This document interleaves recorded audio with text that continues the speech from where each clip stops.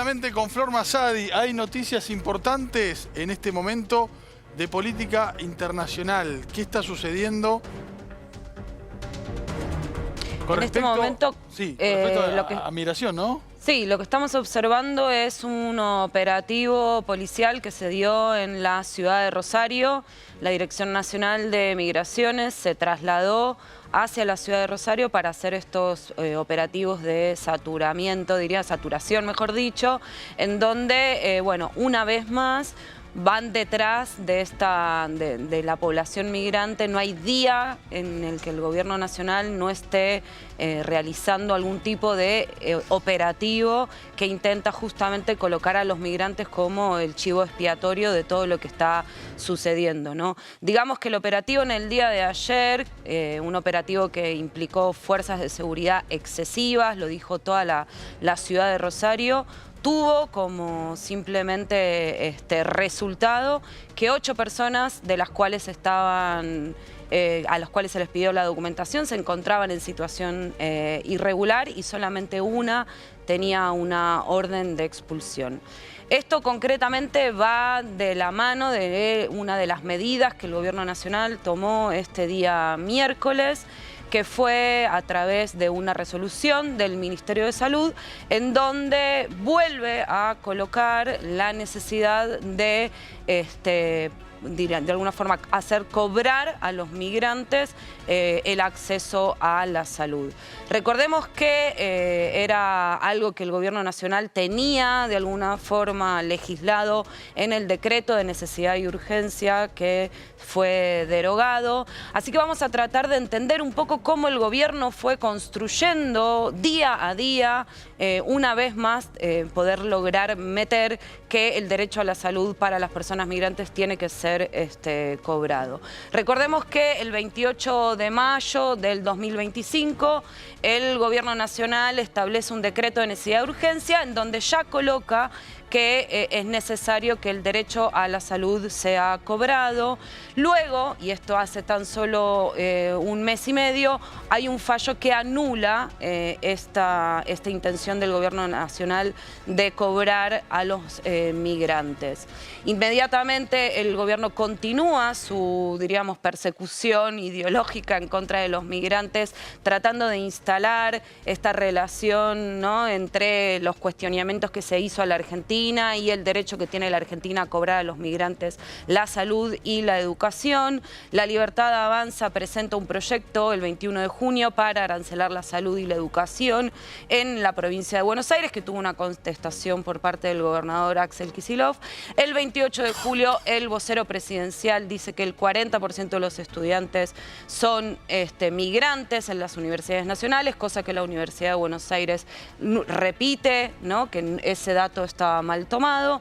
El 30 de julio el gobierno promueve un DNU en donde se expulsaría a las personas migrantes que tengan ideas en contra de la Argentina, y el resultado hoy es que el 10 de agosto, el martes pasado, por resolución 1066, el Ministerio de Salud convoca a arancelar a todos los hospitales nacionales, ¿sí?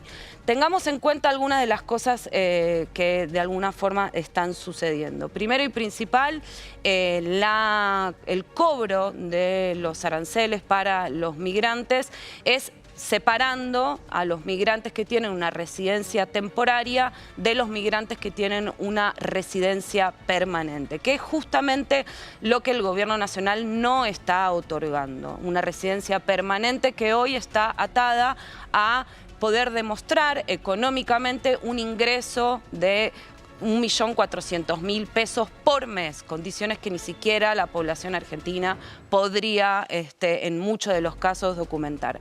Vayamos entonces un poco a contar esta resolución, que me parece que es lo más importante para tener en cuenta.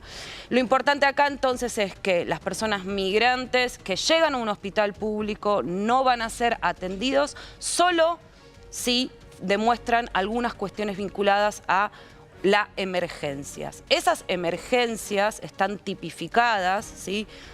Ahí estamos viendo un poco lo que es esa resolución. La excepción es por ejemplo, paros cardiorrespiratorios, compromiso respiratorio severo, hace toda una tipificación, por ejemplo, de shocks en cualquiera de sus formas, cardíaco, séptico, síndrome coronario agudo, accidente cardiovascular, estado epiléptico, traumatismo graves, hemorragias masivas, quemaduras, también habla de, exacto, esos, infecciones graves, intoxicaciones.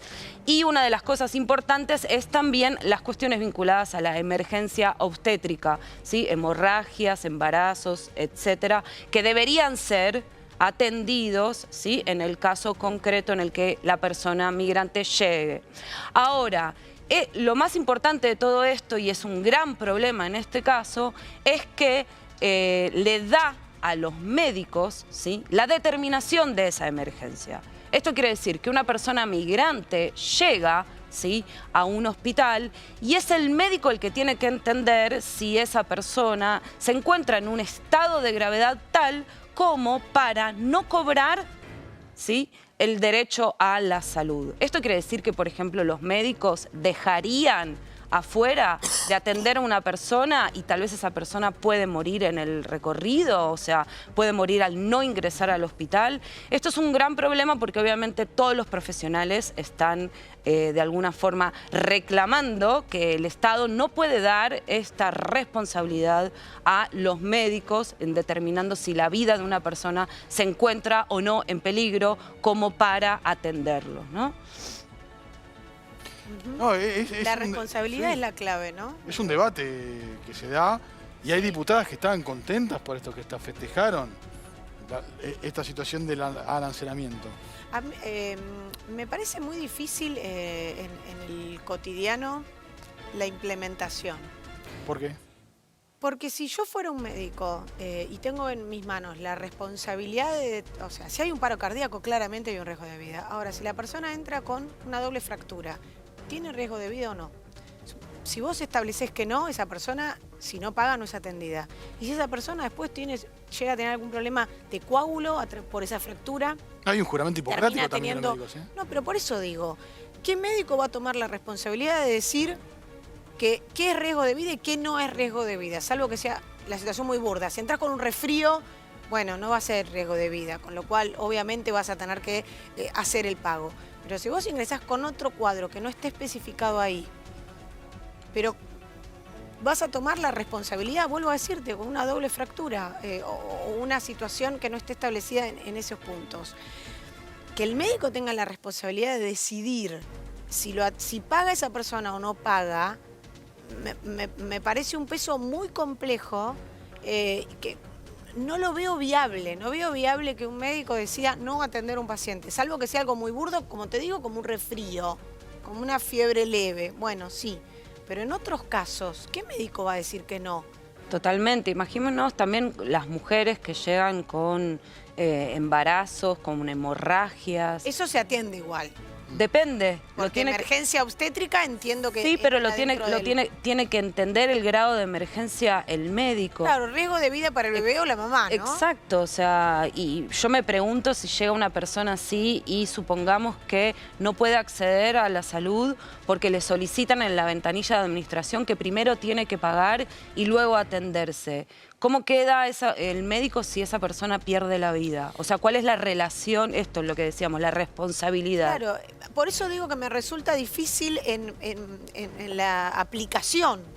Eso me resulta. Además, vos no vas directo a un médico, vos pasás siempre por una admisión. Y en la admisión no hay un médico. Bueno, ese es el problema. ¿Y si no te admiten, qué va a hacer el médico? Pero por eso digo, si no te admiten, ¿a quién le cabe la responsabilidad? Totalmente. Y por otro lado hay toda una parte de la resolución que habla como de... Lo que más les importa es como el procedimiento de pago. O sea, cómo tendrían que iniciarse los expedientes para iniciar el procedimiento de pago. O sea, hay todo como una administración, diríamos, una maquinaria administrativa que le obligan al hospital a tener.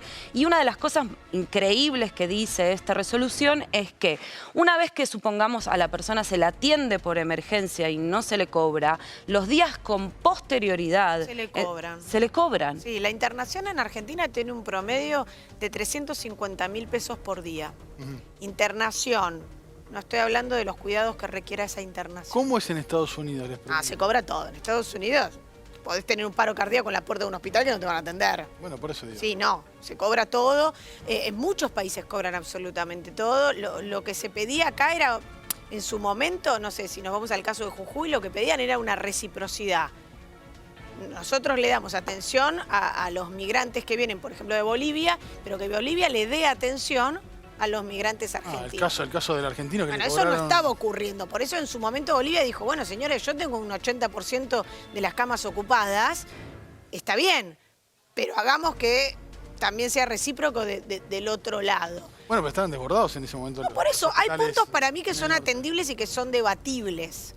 El tema es cuando vos generás una medida que no es muy clara en la implementación. Ese es el punto acá. Lo que pasa es que en este caso, Paula, hago una pequeña salvedad a esto, estamos hablando no de extranjeros, estamos hablando de personas que tienen un documento.